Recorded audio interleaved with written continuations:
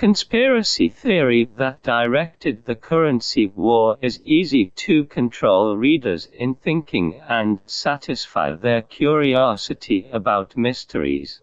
However, the success of commercial operation cannot hide the defect of its logical derivation.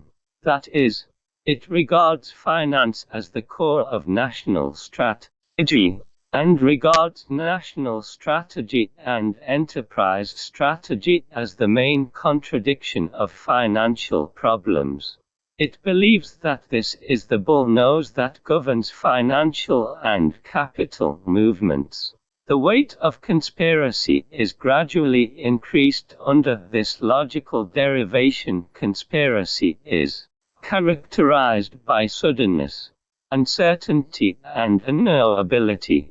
As a result, it is either a hammer or an anvil. Therefore, as long as the financial air supremacy is mastered, you can play with other governments and banks at will and plunder their wealth, thus integrating finance and conspiracy.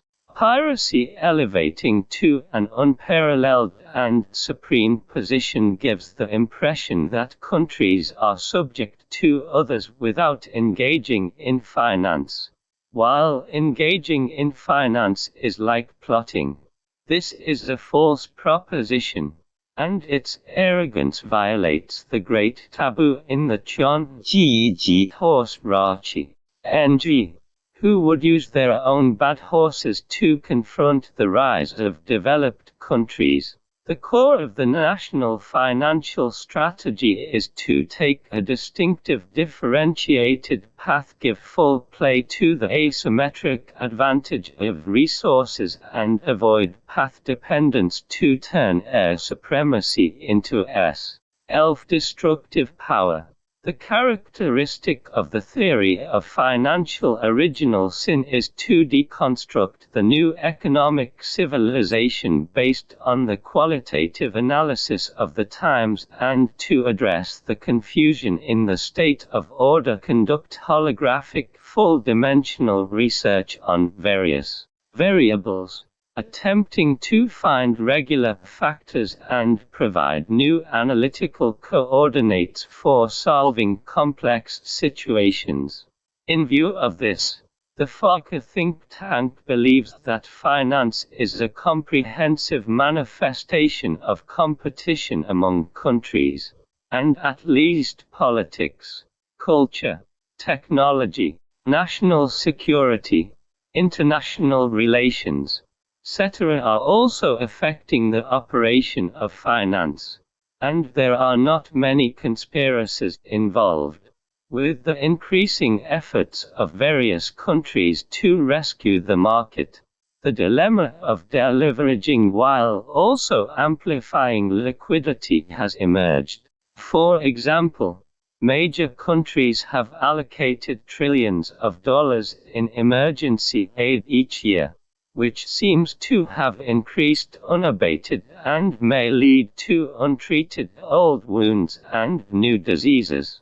And with the continuous evaporation of currency, the original sin of finance has been playing a role. This book is an excerpt from Foucault analysis published since, as a specialized service for government departments and enterprises. The internal research report provides decision-making support focusing on objective, neutral, and empirical analysis, interpretation, and ND analysis. Therefore, the articles are all based on economic reality as the research starting point. Although they are independent, the IN and is accustomed to using the laws of industrial civilization and information civilization to explain, study and judge financial problems. The development of the securities market according to geometric series conforms to the laws of financial civilization, but meets the logic of IND. industrial civilization, regulation and intervention according to the development of arithmetic progression, the so-called P/E ratio, securitization rate and valuation model in the inherent knowledge system have been repeatedly denied by the market, but they are still regarded as the 四无苏 being conservative towards traditional knowledge and unable to understand the arrival of a new civilization may result in schizophrenia. Integrating and responding to the four civilizations in a timely manner will lead to a winner-take-all in the market.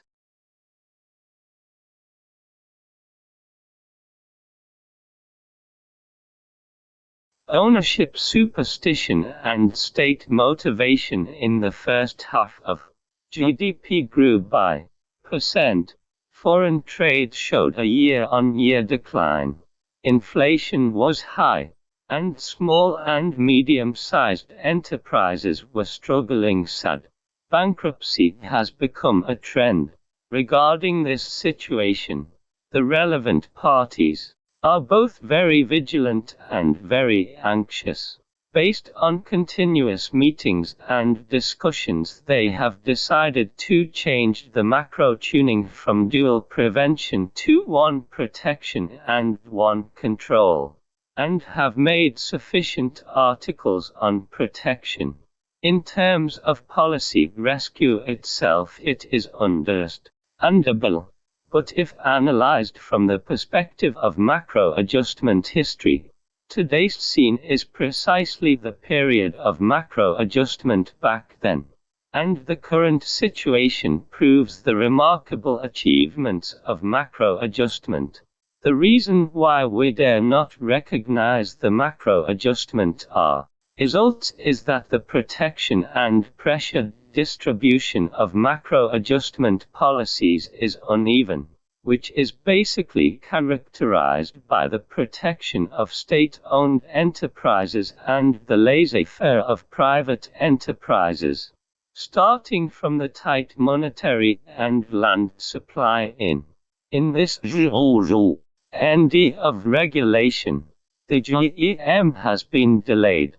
Private enterprises have no access to financing, and state-owned enterprises and central enterprises can queue up to go public.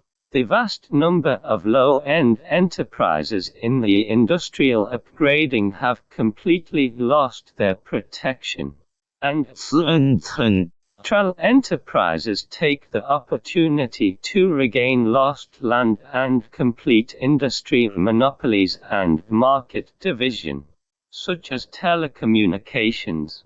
This result naturally cannot be accepted calmly by private enterprises. Therefore, the political foundation that can ensure the transformation of economic growth mode is fairness and justice.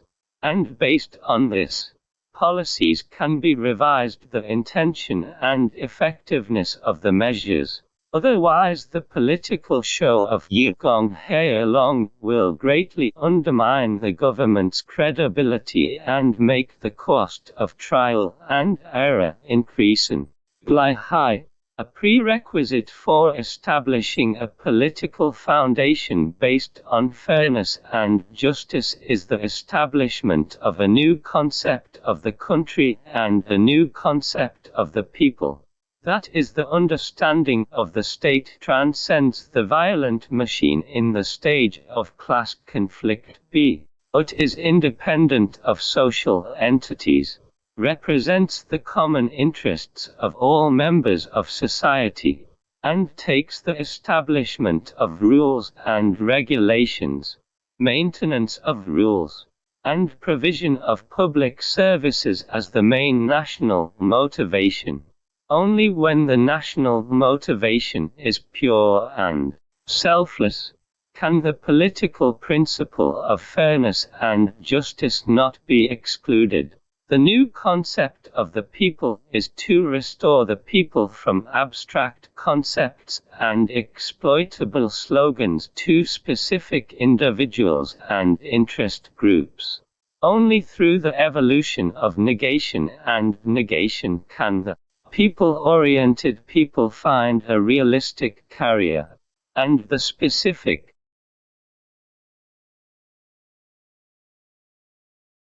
The usefulness of commodities to human beings proposes utility value and reveals various needs in human nature. Bentham's utilitarianism, marginal schools utility theory, Dewey's pragmatism.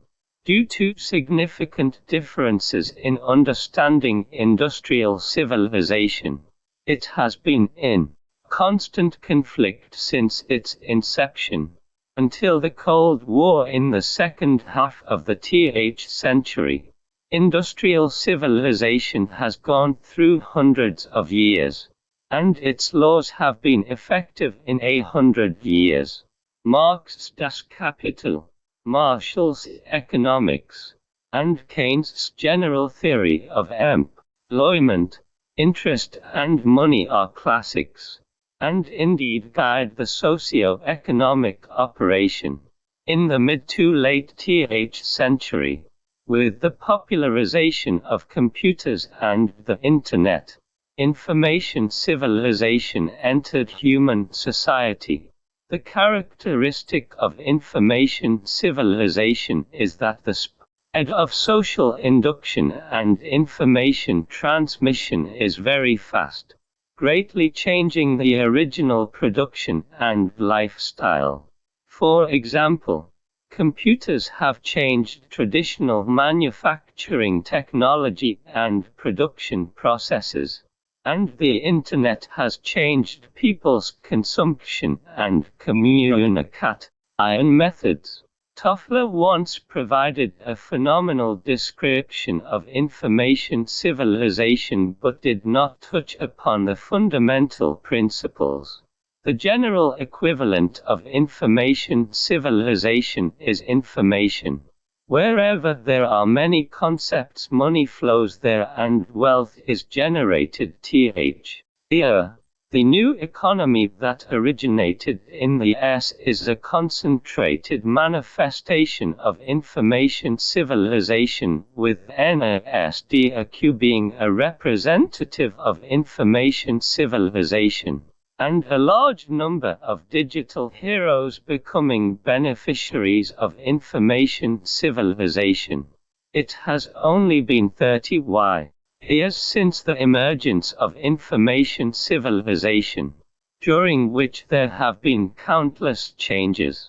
Moreover, the philosophical foundation of information civilization is the principle of uncertainty, which makes it difficult to summarize unchanging laws.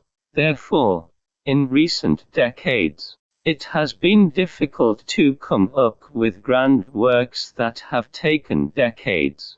From the above civilization process, it can be seen that the evolution of civilization is accelerating, from thousands, hundreds of years to decades year. Nowadays, there are many phenomena in the social economy that are different from the forms of civilization in the past, and various phenomena cannot be explained by past knowledge. The financial industry is playing an increasingly important role in some countries, surpassing the functions of any single industry.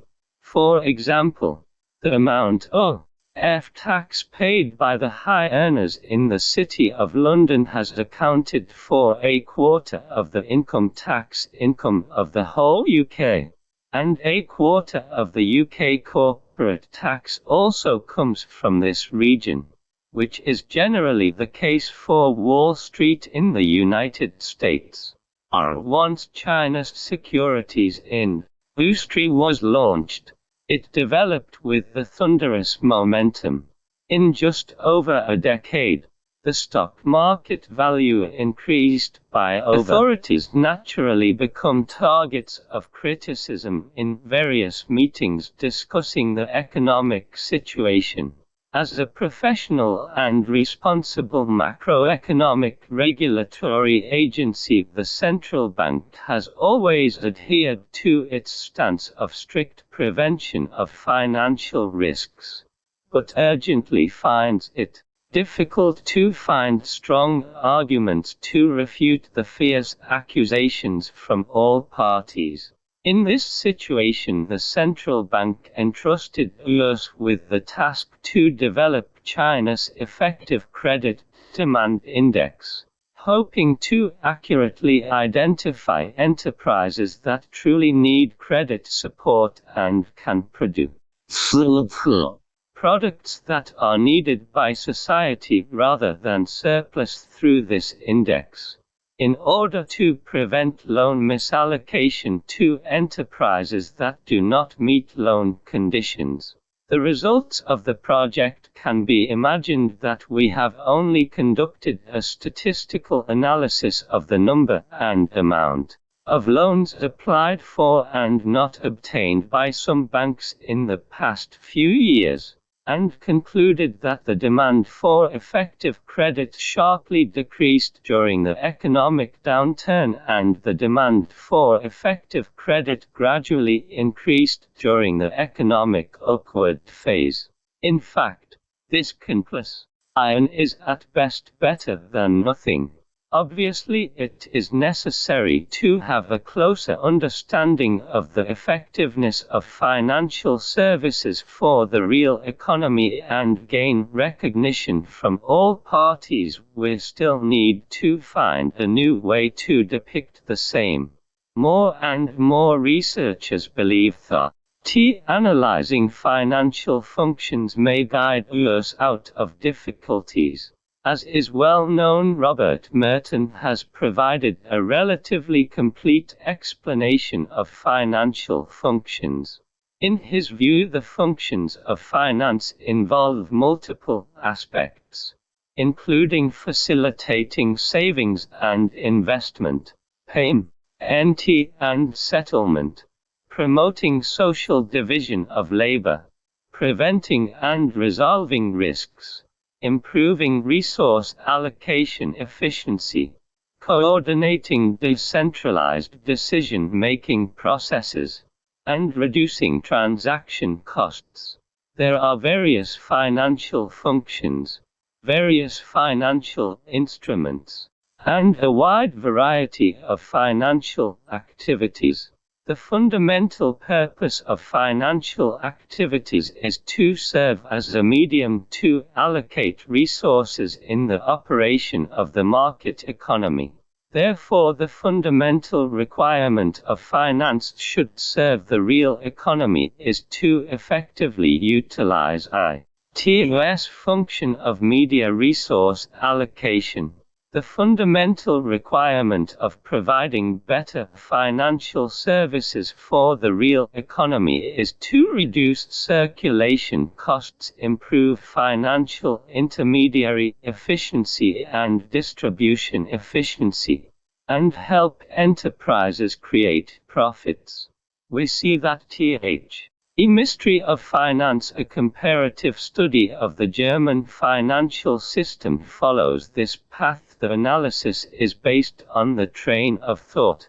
In the book, The Level of Added Value of the Financial Industry is a measure of financial intermediary costs, which constitutes an important indicator for evaluating whether finance serves the real economy.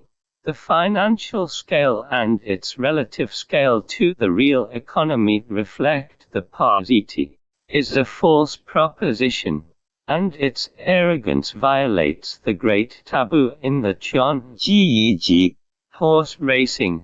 Who would use their own bad horses to confront the rise of developed countries? The core of the national financial strategy is to take a distinctive differentiated path, give full play to the asymmetric advantage of resources, and avoid path dependence to turn air supremacy into self-destructive power. The characteristic of the theory of financial original sin is to deconstruct the new economic civilization based on the qualitative analysis of the times, and to address the confusion in the state of order, conduct holographic full-dimensional research on various variables, attempting to find regular factors and provide new analytical coordinates for solving complex situations. In view of this, the Fokker think tank believes that finance is a comprehensive manifestation of a culture of long-term stability, and stability in inflation has been formed and consolidated. After World War I, the German central bank went through a process from decomposition to reconstruction. After World War I, Reichsbank stopped its business. On the basis of the branches of the former Reichsbank, the occupying power established Landeszentralbanken, the central bank of each state in Germany. In order to promote currency reform, the Deutsche Bank was established on top of the state central bank to be responsible for currency issuance, policy coordination, and foreign exchange management. In accordance with the law of the Deutsche Bundesbank was merged with the State Central Bank and the Berlin Central Bank to establish the Deutsche Bundesbank to perform the functions of the German Central Bank. Both the Deutsche Bundesbank and its predecessor, the Deutsche Banks, have been committed to maintaining the stability of the Deutsche Mark's currency value and achieving low inflation. As shown in the table, they have won widespread praise. During this period, Germany's average inflation rate was the lowest among the group of 7 countries. Weidmann: the long-term stability of Germany's inflation rate has also allowed for the continuation or even strengthening of a culture of stability. A stable culture in Germany is not the norm, and without the protection of the central bank, it is also a fragile norm. If the painful experience suffered by Germans in the years of rampant inflation and suppressed inflation has sown the seeds of a culture of stability or anti-inflation, then the outstanding performance of the German central bank in maintaining price stability and promoting price stability has nurtured a culture of stability that not only runs through the era of great stability but also continues to this day.